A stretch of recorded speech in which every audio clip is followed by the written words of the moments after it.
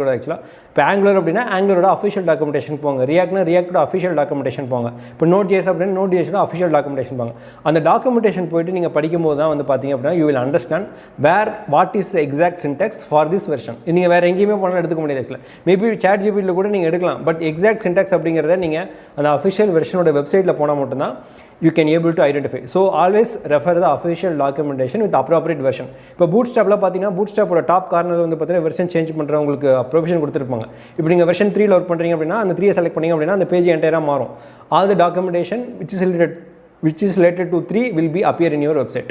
So அந்த மாதிரி எந்த வெர்ஷன் ஒர்க் பண்ணுறீங்களோ அந்த வெர்ஷனுக்கான டாக்குமெண்டேஷன் நீங்கள் ரெஃபர் பண்ணும்போது appropriately you will find the appropriate Sintex. இதை நீங்கள் யூஸ் பண்ணும்போது you can able to solve the issue. இந்த வெர்ஷன் இஷ்யூ அப்படிங்கிறது திஸ் வில் பி இதுக்கு அப்ராப்ரியேட்டான அவுட்புட் இருக்குது. இது டிஃப்ரெண்ட்டான ஒரு எரர் வரும், என்ன எரர்னு நம்ம கண்டுபிடிக்க முடியாது ஆக்சுவலாக. ஸோ இந்த டைம்லாம் வந்து பார்த்தீங்கன்னா இந்த வெர்ஷன் இஷ்யூவாக தான் இருக்கும் ஆக்சுவலாக. ஓகேவா? ஸோ இந்த